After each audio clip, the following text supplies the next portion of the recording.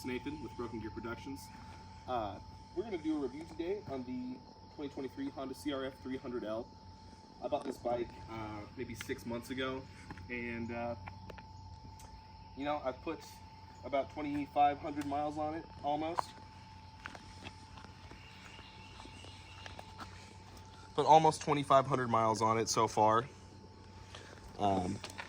So I just thought I'd do a little review. When I bought it, I honestly didn't realize how sought after these bikes are, but a lot of people are buying these bikes, a lot of people are interested in them, so I just thought we could do a little review and just talk about it today. Talk about the pros and cons and things I'm going to plan on changing in the future.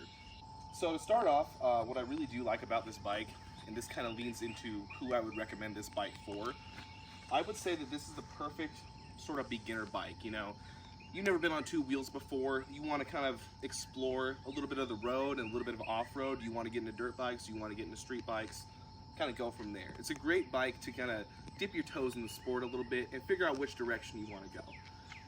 Think of it as, you know, it'll do just about anything. It'll go off-road, it'll take dirt roads at high speeds, no problem, and you can do some beginner trails. You're not going to want to get into like serious trails on this thing, but like beginner trails, just out there running around, messing around, it's fine.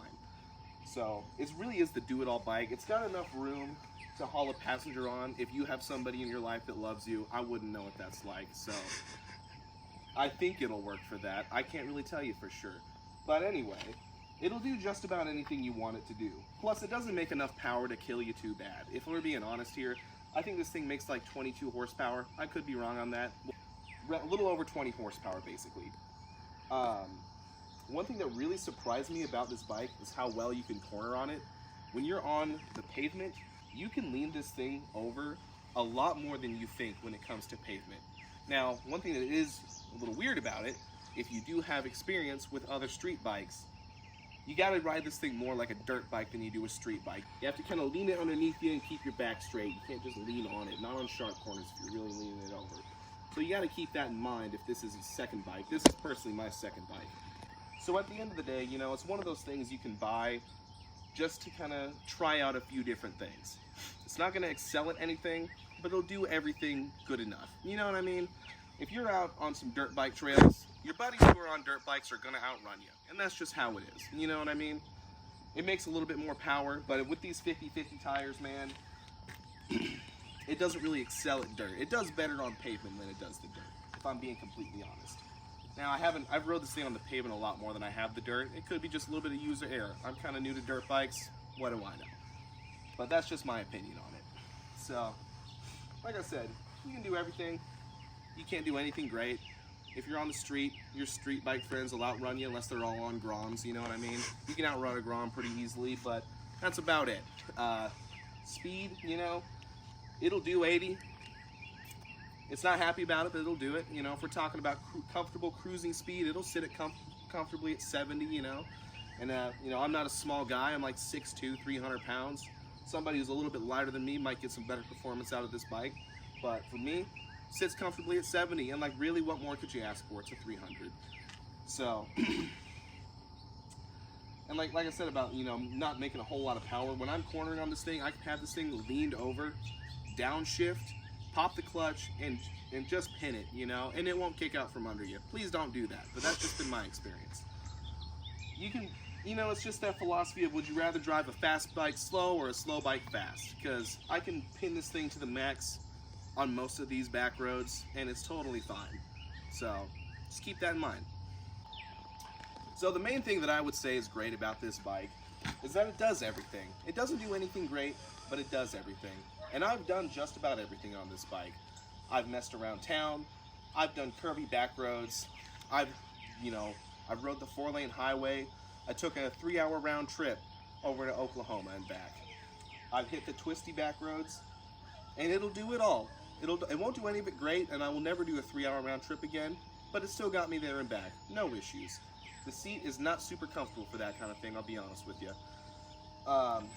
So I guess with all that in mind, the other thing I like about it, especially for riding in town, because I'll be honest with you, riding it in town is where I have the most fun.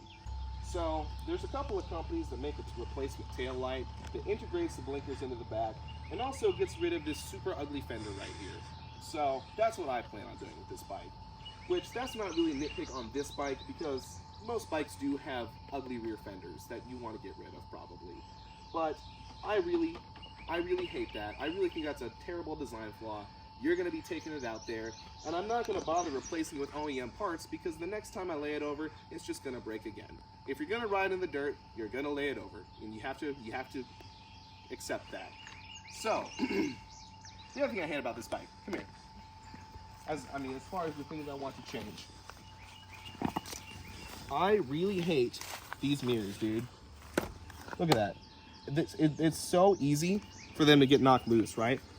This one, the left one, I'll pop like 5 wheelies, and when I land, it'll just be like starting to unscrew. I hate it. It disgusts me, right?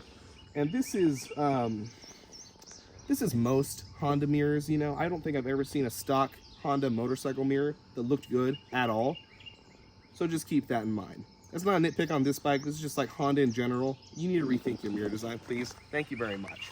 Now, I will say that. But we absolutely love Honda. Honda, please sponsor us. No, we love you guys. You know, I love this bike. Don't get me wrong. But your mirrors suck, Honda. You do better, all right?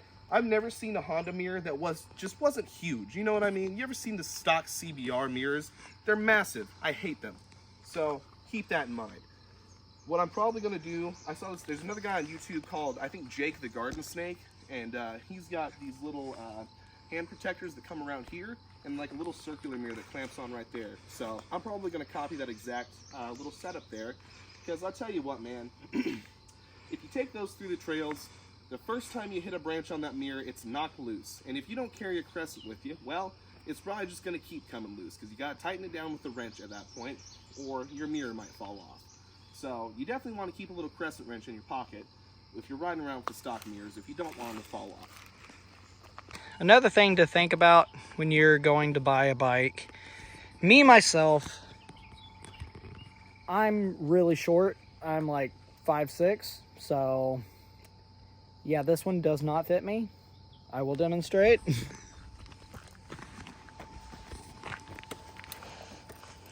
Yeah. He's tiptoeing it.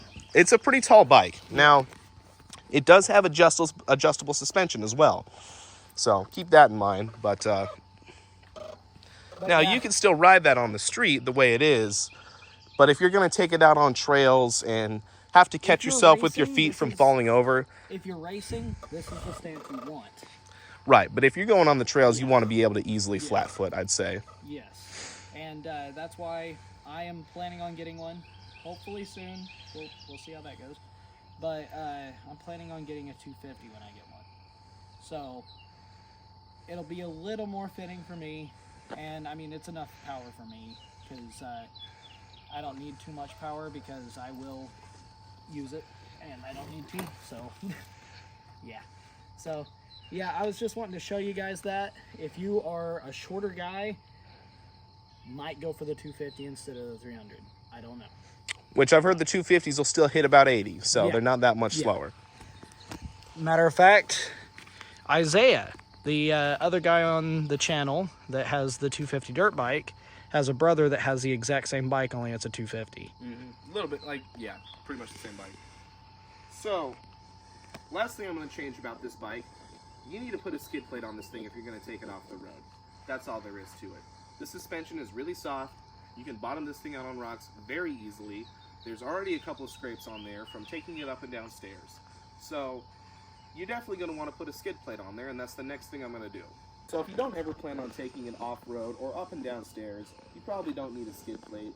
But if you're thinking about doing either of those things, definitely get a skid plate. But the last thing I'd say that really makes this bike truly great is that, like I said, it kind of does everything kind of good. It doesn't do anything really good.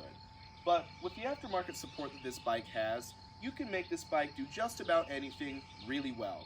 If you want to go on long trips, we've got, you know, these little pins here for a rack for hauling luggage. They make bags that go on the side. You know, if you wanted something to just run around town in, you could put Supermoto tires on it, and you could add some power to it. These engines are pretty easy to chuck some more power out of them what comes stock. You know, if you wanted to make this a dedicated trail bike, you get more aggressive tires and tune the suspension a little bit more. You could do a lot of things with this bike very easily. So basically, I think if you've already found your niche in the motorbike world, you already know what you like doing, this might not be the bike for you. But if you're just dipping your toes in the water and want to explore a lot of things at once, it's great. And really, if you want to keep it and not sell it, you can just build it to do whatever you want. So at the end of the day, I'd say it's a pretty great bike. Thank you, Honda. Please send us stuff.